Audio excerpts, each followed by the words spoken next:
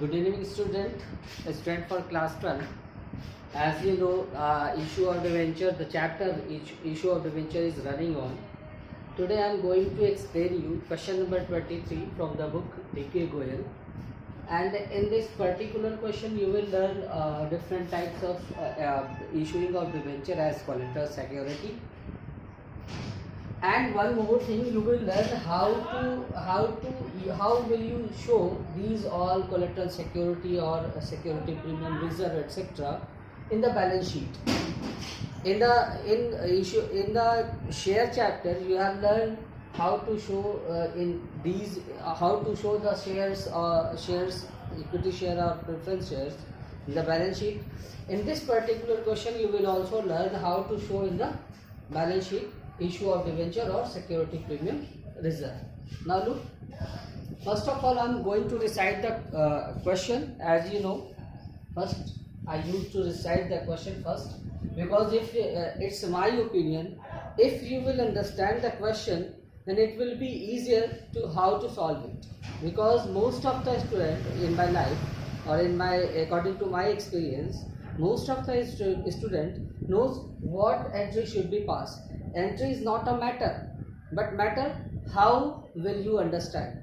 First of all, let recite the question, read the questions.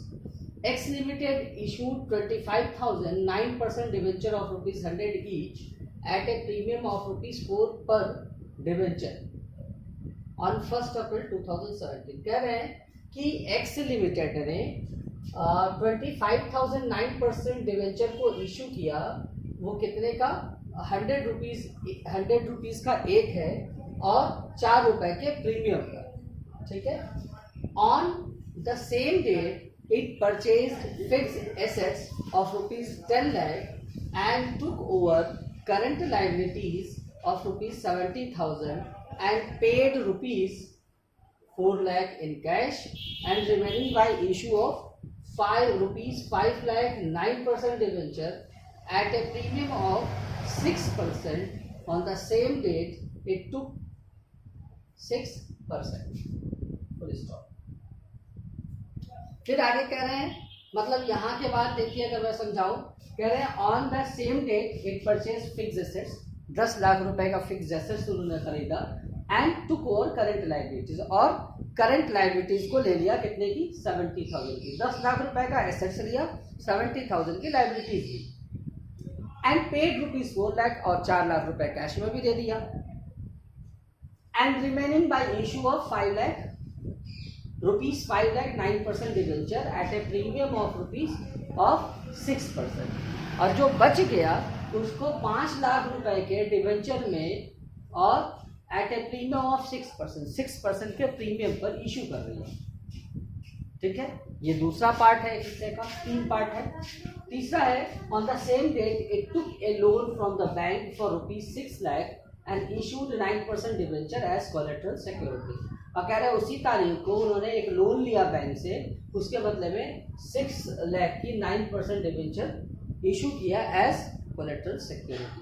अब देखिए, तीन काम इन्होंने किया. पहले तो 25,000 9% डिवेंचर इशू किया, फिर उन्होंने 10 लाख रुपए का परचेज किया जिसमें 70,000 का एक लायबिलिटी भी मिली और 4 लाख कैश भी दिया, बाकी का डिवेंचर इशू किया, और तीसरे में एक लोन लिया और उसके बदले में डिवेंचर इशू किया एज कोलेटरल सिक्योरिटी. तो फर्स्ट ऑफ ऑल पहला वाला देखते हैं. X limited issued 25,000 9% debenture of ₹100 each eight a premium of ₹4. तो 100 रुपए का अगर एक डिवेंचर है स्टूडेंट, तो 4 एट ए प्रीमियम ऑफ ₹4, मतलब 104 रुपए का इशू कर रहा है. ठीक है. तो 25,000 इंटू 100 करेंगे, चूंकि 100 रुपीज़ का एक शेयर है, तो 25,000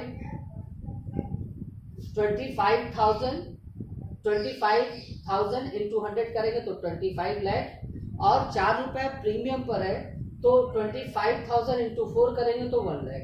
ओवरऑल आप एंट्री जानते हैं, बैंक अकाउंट डेबिट टू 9, चूंकि डिवेंचर 9% है तो to 9% debenture 25 lakh to SBR security premium reserve 1 lakh. आपको एंट्री पता ही है. ठीक है. बस यही कहा गया है. 25,000 शेयर है, 25,000 डिवेंचर है, 100 रुपए का है, तो 25 इंटू 100 मतलब 25 लाख, और ₹4 प्रीमियम है, तो means 25,000 debenture into 4 is equal to 1 lakh, total मिला के बैंक में आ जाएगा 26 लाख। ठीक है स्टूडेंट। नेक्स्ट है on the same date it purchase fixed assets of ₹10 lakh and took over current liabilities of ₹70,000। उसी तारीख को इन्होंने 10 लाख रुपए का एसेट्स परचेज किया, 10 लाख रुपए का एसेट्स आ गया आपके पास, और उन्होंने कहा कि and took over current liabilities of ₹70,000, एक करंट लायबिलिटी को ले लिया 70,000 की, and paid ₹4 lakh in cash, 4 lakh रुपए कैश में भी पेमेंट कर दिया आपने। अब बचा क्या, and remaining by issue of 5 lakh ₹5 lakh, देखिए डिवेंचर कितने का ये बताया ही नहीं गया, और ₹5 lakh 9% debenture at a premium of 6%। अब आप ऐसे भी पता लगाइए कि 10 लाख के सामान में 4,70,000 हो गया, हमको 5,30,000 और देने हैं, तो इन्होंने कहा 5 लाख का 9% डिवेंचर, कितने रुपए का नहीं मालूम, लेकिन 6% का उस पर क्या है ओवरऑल प्रीमियम है, तो पूरे 5 लाख का 6% 30,000 होगा। तो डिवेंचर इशू किया 5 लाख का, और सिक्योरिटी प्रीमियम रिजर्व के हेड में गया 30,000, क्योंकि 5 लाख का 6% 30,000 होता है। ठीक है स्टूडेंट, आई होप कि आपको समझ में आएगा ये बात। ठीक है, अब ये देखिए, अब इन्होंने कहा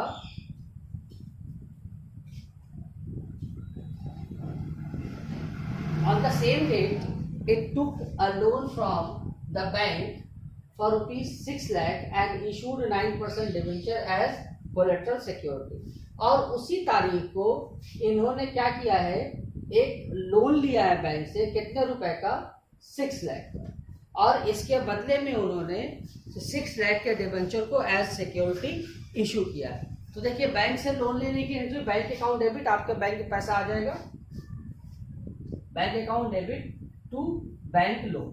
ठीक है,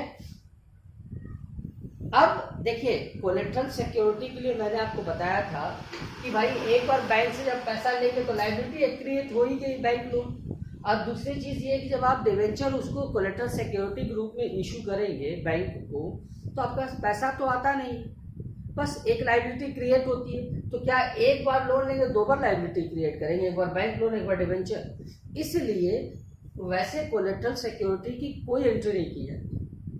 2 नियम है, मैंने आपको पीछे के क्वेश्चंस में नियमों को बताया है, रूल्स को बताया है, 2 तरीके हैं।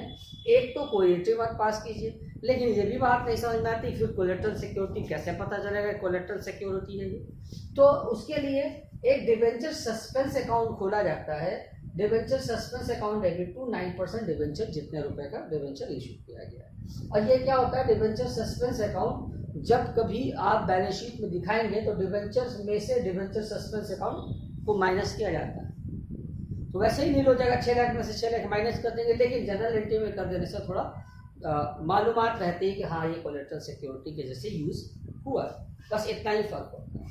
इस पर्टिकुलर क्वेश्चन में एक नई चीज़ भी है, इस क्वेश्चन में कहा था, मैंने लिखा नहीं है यहाँ पर, कि बैलेंस शीट में भी आप शो कीजिए। मैंने अभी तक आपको बैलेंस शीट बताया भी नहीं कि डिवेंचर को कैसे शो करते हैं बैलेंस शीट। देखिए स्टूडेंट, फॉर्मेट वही है कंपनी की बैलेंस शीट, पहला हेड जाता था आपको शेयर में, मैंने बताया इक्विटी एंड लायबिलिटी, लेकिन ये शेयर होल्डर्स के फंड में नहीं जाता, ये शेयर कैपिटल नहीं माना जाता। मेरे कहने का मतलब कि डिवेंचर का पैसा शेयर की कोई कैपिटल तो होता नहीं है, तो पहला है इक्विटी एंड लायबिलिटी, उसमें पहला जो वो होता है शेयर होल्डर्स फंड, उसी के ठीक नीचे आपको याद है अक्सर उसमें ये कैपिटल रिजर्व वगैरह का पैसा जाता था, तो उसी के ठीक नीचे एक सब हेड होता है जिसको बोलते हैं रिजर्व एंड सरप्लस। तो रिजर्व एंड सरप्लस में जाएगा एसपीआर का पैसा, जो कि कितना है एसपीआर का पैसा, देखिए तीनों को मिला लीजिए, तो एसपीआर यहाँ है क्रेडिट पे 1 लाख, और एक एसपीआर यहाँ है क्रेडिट पे 30, तो एसपीआर ऑब्वियसली क्रेडिट ही बैलेंस होगा, और तो कहीं एसपीआर है नहीं, तो SPR security premium reserve is equal to 1,30,000। फिर दूसरा जो मेन हेड होता है, देखिए मैंने आपको एक बार बताया भी है कि बैलेंस शीट के कंपनी के जब बैलेंस शीट देखते हैं तो मेन 3 हेड होता है, एक उधर लायबिलिटी की तरफ, एक इक्विटी एंड लायबिलिटी, दूसरा नॉन करंट लायबिलिटी, तीसरा करंट लायबिलिटी। ठीक है, इन्हीं तीन में सब आ जाते हैं, सारी की सारी लाइबिलिटीज आ जाती है। नॉन करंट लाइबिलिटी जो वो होती है जो कि करंट लाइबिलिटी नहीं होती। करंट लाइबिलिटी क्या होती है, जो साल भर के अंदर जिसका पेमेंट करना होता है वो करंट लाइबिलिटी में गिना जाता है। तो नॉन करंट लाइबिलिटी दूसरा होता है, इसमें लॉन्ग टर्म की बोरोइंग, लॉन्ग टर्म के जो लोन लिया था जिनको साल भर के अंदर जिनको पेमेंट नहीं करना है उसको लॉन्ग टर्म माना जाता है। ऐसी लाइबिलिटीज जिसका पेमेंट साल भर से ज़्यादा के बाद करना है, मतलब जो आपके पास जिसका बोझ आपके ऊपर साल भर में अदा करने का नहीं है, उसको नॉन करेंट लाइबिलिटी बोलते हैं। तो लॉन्ग टर्म बोरोइंग में क्या आ गया, 9% डिवेंचर।